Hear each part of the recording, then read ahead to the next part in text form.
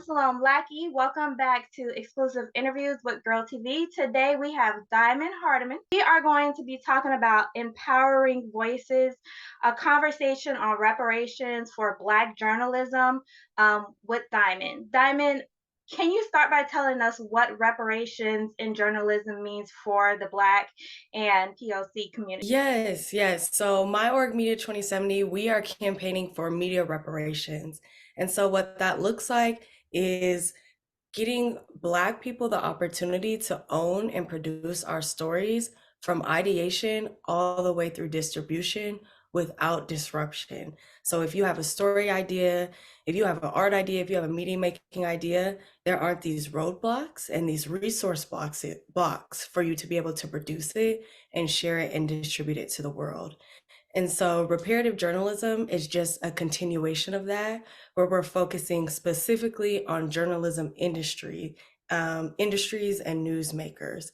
So newsrooms, universities, any other place where news gets made, and the communities that help make it. So journalists, academics, and most importantly, like the community members that read the stories and get reported on. And what it's really rooted in is the understanding that there is a history of anti-blackness in this industry, in the Mhm. media industry as a whole, but in journalism specifically.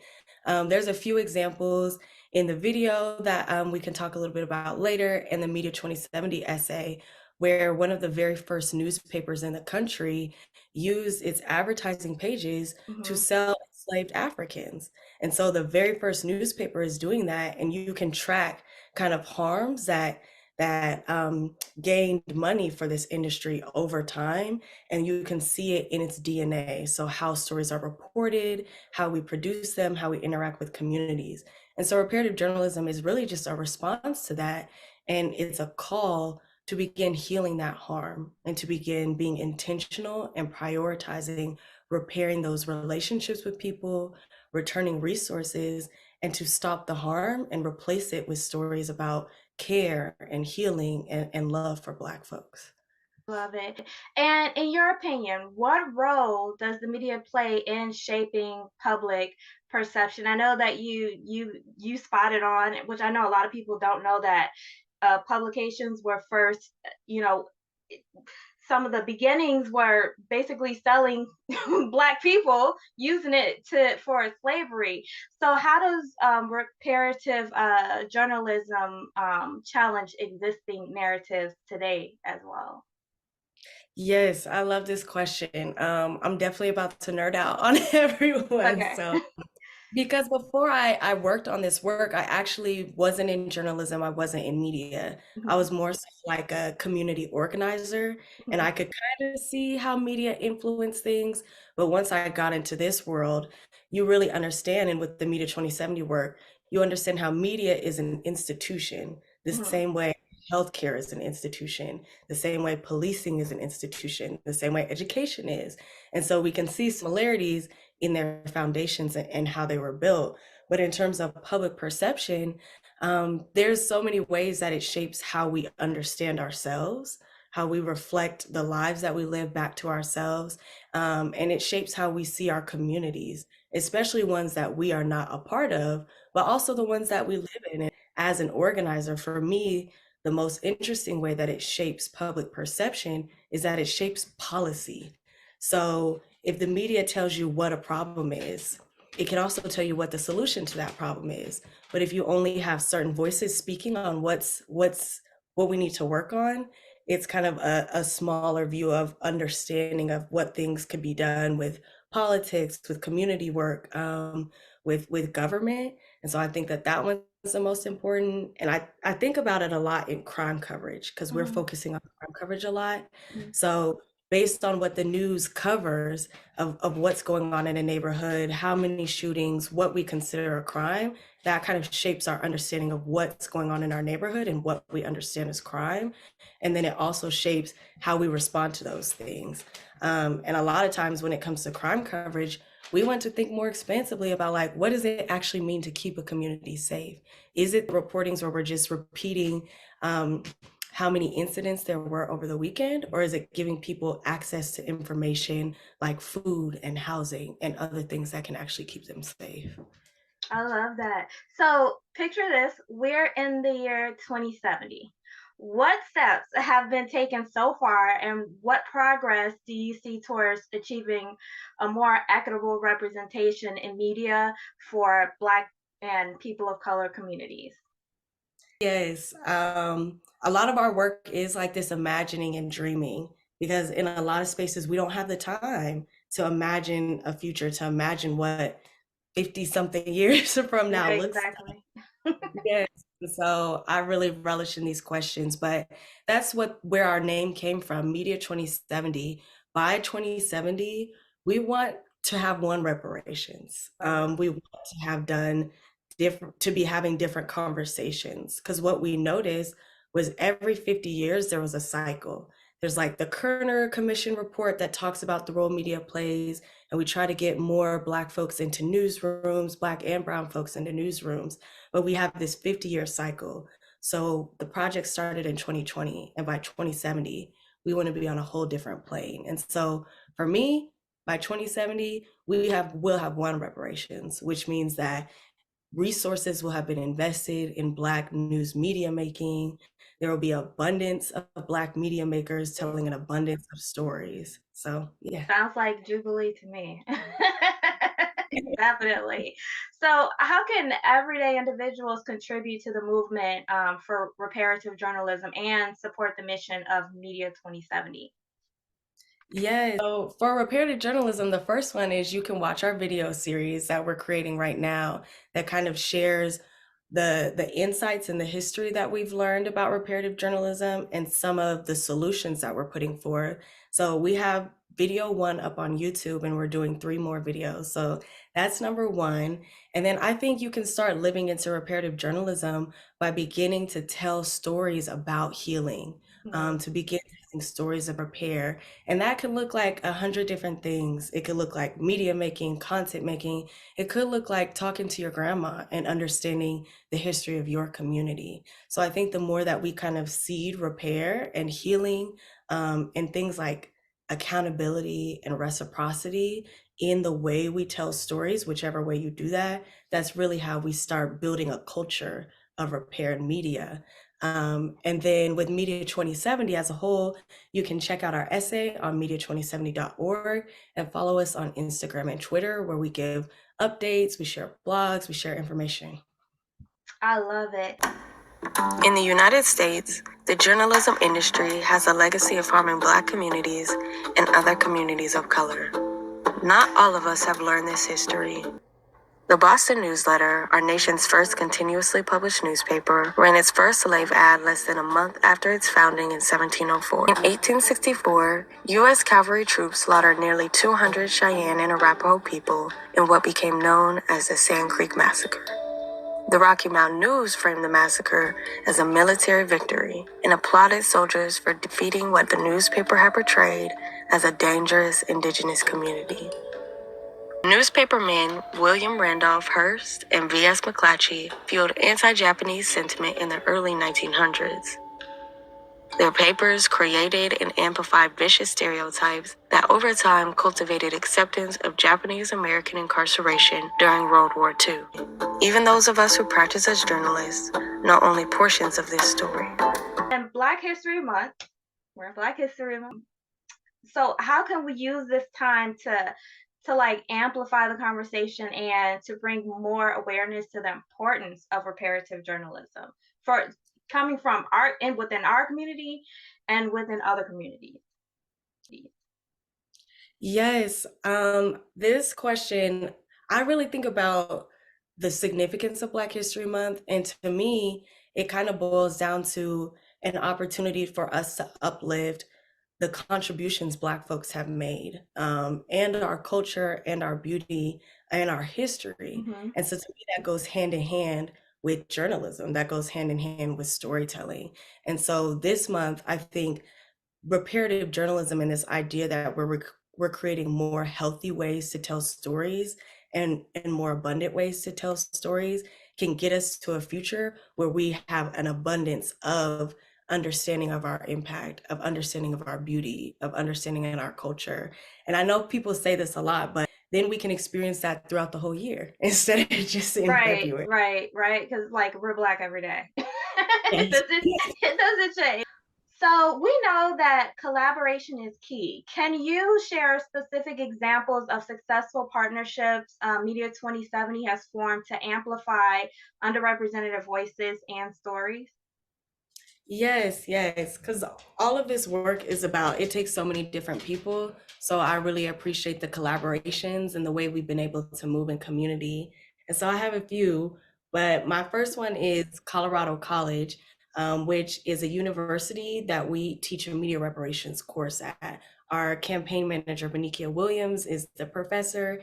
And that one I think is so important because it involves the voices of youth. And so often from a lot of spaces, including media movements, the youth are left out. And so it's really interesting to hear their perspectives and to watch their imagination because they haven't necessarily entered the industry yet. And so when you ask them, like, if you ask them the same question you asked me about 2070, they would be like 100 years ahead of me. And I really appreciate that. I think another really important collaboration is with the Black Wall Street Times. We have an op-ed series with them that we do once a month where we highlight and spotlight issues within the media reparations movement and sometimes how they connect to current events. And that's just been a wonderful collab between two folks. It's been a nice exchange, very reciprocal. And I appreciate the opportunity for us to spread this message and syndicate it with all of their readers. And then the last one, I'm an artist, and so this one really speaks to me, is Black Future Newsstand, which was like this brand new concept that we did in Harlem last year in partnership with the Black Thought Project. And so what that was a physical newsstand on a corner in Harlem where people could step into a world where there were Black publications that loved them and celebrated them. And then on the outside, they could kind of speak to media and how it impacts them and their visions for the future. And so I think that it was just so beautiful. And as we do this work, we should be able to lean into the beauty and the wonder of it. And so I love all of them, but that one was really cool. So, let's talk about storytelling, right? How can media outlets adapt more inclusive and representative storytelling practices to foster a more positive impact on the Black and POC communities? Yes, this is the bread and butter. The main one we talk about is infusing stories with care because we think that that is the antidote for harm. Mm. And so, what it looks like to write stories that care about the wholeness of Black people, we talk about centering their information needs, whether that's around food, housing, jobs. We talk about refusing to criminalize Black children, especially Black men, especially. We talk about using context as a way to couch the stories that we're telling about what happened. Where's the history here? What's the environment that's going on around here? We also talk about trusting Black journalists, because when I talk about community, I mean the people that are reading the news, but I also mean the journalists that are a lot of times also part of those communities. So in newsrooms, what kind of policies are you using to ensure the mental health of Black journalists, to ensure the pay of Black journalists? So I think it's twofold. It's the content that you create. How are you holding their stories? How are you holding people like they're valuable? And then also, how are you caring for the people that are doing a lot of that storytelling? So, what challenges do you anticipate in the journey towards achieving reparative journalism, and how can we overcome them collectively? This history of harm is massive. Like, if you really sit and look at it, it's a lot to hold and it's very heavy.